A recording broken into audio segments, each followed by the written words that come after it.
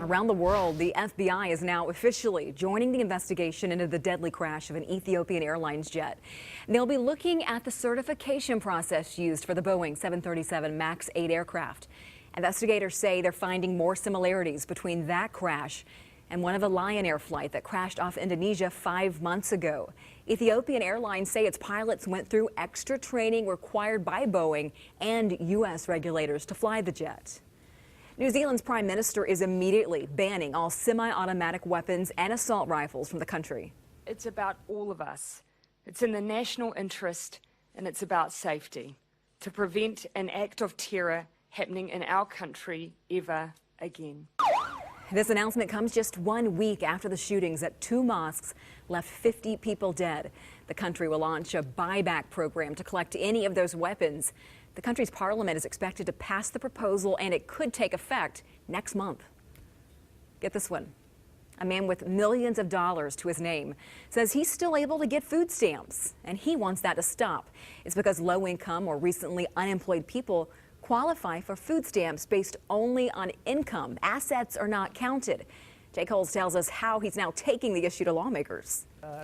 While researching options and benefits to help other retired people in 2017, Rob Undersander tells me he found out he qualified for food stamps even though he's a millionaire. It just didn't make sense to me. So how many are there like him out there? We don't know because there's no measure of how many people have assets, have snowmobiles, motorcycles, fishing boats, everything, and can get food stamps. Undersander says he supports the food stamp program and only wants the loophole fixed to save money and make sure, he says, all food stamp money goes to those who need it most. It just seems wrong that we live in a really nice house, and because of that, we get more food stamps. State Senator Jeff Howe says he has a bill to close the loophole by giving people a window to collect food stamps for the first 4 months, allow them to own a home, 2 cars, and have up to $20,000 in savings before their assets are counted as income qualifiers. Mr. Undersander did nothing wrong. He is totally legal to do what he did. The problem is the program allows him to do it. Minnesota Legal Aid says requiring low-income people to disclose assets to receive food stamps simply doesn't work. These programs are for very low-income people who have very important basic needs to meet for themselves and their children, and asset limits are not conducive to making these programs run better, more efficiently, or more helpful for those families.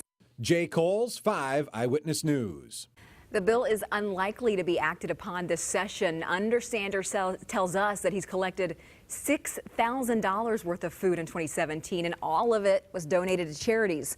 Federal statistics show there are about 500,000 Minnesotans who use the food stamp program each year.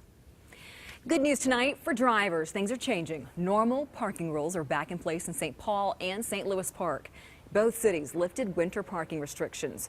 The snow has melted enough for cars to be able to park on both sides of the street again. Minneapolis will lift its winter parking restrictions starting at 10 a.m. tomorrow. All right, it's Thursday. We're getting closer to the weekend, but that means we're looking at more flooding issues. Unfortunately, yes, Lindsay. So